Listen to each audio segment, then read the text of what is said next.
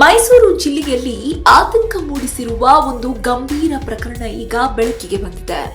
T Narasipura ಪಟ್ಟಣದಲ್ಲಿ ನಡೆದ ಈ ಘಟನೆ ಪ್ರೀತಿ ಎಂಬ ಹೆಸರಿನಲ್ಲಿ ನಡೆದ ಮೋಸ ಮತ್ತು ನಂಬಿಕೆ ದ್ರೋಹದ ಆರೋಪಗಳ ಸುತ್ತ ಸುತ್ತುತ್ತಿದೆ.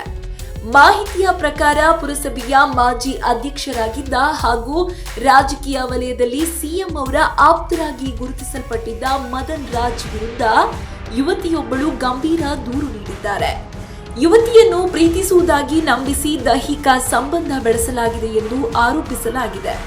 ನಂತರ ಈ ಸಂಬಂಧವನ್ನ ನಿರಾಕರಿಸಿ ಮದನ್ ರಾಜ್ ಮತ್ತೊಂದು ಯುವತಿಯೊಂದಿಗೆ ನಿಶ್ಚಿತಾರ್ಥ ಮಾಡಿಕೊಂಡಿದ್ದಾರೆ ಎಂಬ ಮಾಹಿತಿ ಹೊರಬಂದಿದ್ದು, ಇದರಿಂದ ದೂರು ನೀಡಿದ ಯುವತಿ ತೀವ್ರ ಮಾನಸಿಕ ಆಘಾತಕ್ಕೊಳಗಾಗಿದ್ದಾಳೆ ಎಂದು ತಿಳಿದು ಬಂದಿದೆ.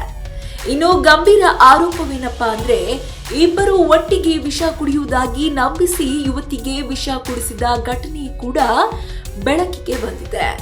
ಈ ಆರೋಪಗಳು ಪ್ರಕರಣವನ್ನ ಇನ್ನಷ್ಟು ಸಂವೇದನಾಶೀಲವಾಗಿಸಿದೆ.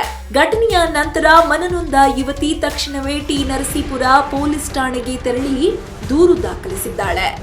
ಪೊಲೀಸರು ಪ್ರಕರಣ ದಾಖಲಿಸಿಕೊಂಡು ತನಿಖೆ ಆರಂಭಿಸಿದ್ದಾರೆ.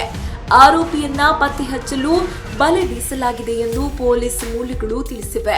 ಈ ಘಟನೆ ಸ್ಥಳೀಯವಾಗಿ ಭಾರಿ ಚರ್ಚೆಗೆ ಕಾರಣವಾಗಿದ್ದು, ರಾಜಕೀಯ ಹಿನ್ನೆಲೆ, ವೈಯಕ್ತಿಕ ಸಂಬಂಧಗಳು ಮತ್ತು ಗಂಭೀರ ಆರೋಪಗಳು ಸೇರಿಕೊಂಡಿರುವುದರಿಂದ ಪ್ರಕರಣದ ಬಗ್ಗೆ ಜನರಲ್ಲಿ ಕುತೂಹಲ ಹಾಗೂ ಆತಂಕ ಹೆಚ್ಚಾಗಿದೆ. ಪೊಲೀಸರು ಈಗ ದೂರುದಾರರ ಹೇಳಿಕೆಯನ್ನ ಆಧರಿಸಿ ತನಿಖೆ ಮುಂದುವರೆಸಿದ್ದಾರೆ. ಜೊತೆಗೆ ವೈದ್ಯಕೀಯ ವರದಿ ಮತ್ತು ಇತರ ಸಾಕ್ಷಿಗಳನ್ನು ಕೂಡ ಸಂಗ್ರಹಿಸುವ ಕೆಲಸವೂ ಕೂಡ ನಡೆಯುತ್ತಿದೆ. ಈ ಪ್ರಕರಣದಲ್ಲಿ ನಿಜವಾಗಿಯೂ ಏನಾಗಿದೆ, ಯಾರ ತಪ್ಪು ಎಂಬುದು ಮುಂದಿನ ತನಿಖೆಯಲ್ಲಿ ಸ್ಪಷ್ಟವಾಗಬೇಕಿದೆ ಎಂದು ಅಧಿಕಾರಿಗಳು ತಿಳಿಸಿದ್ದಾರೆ.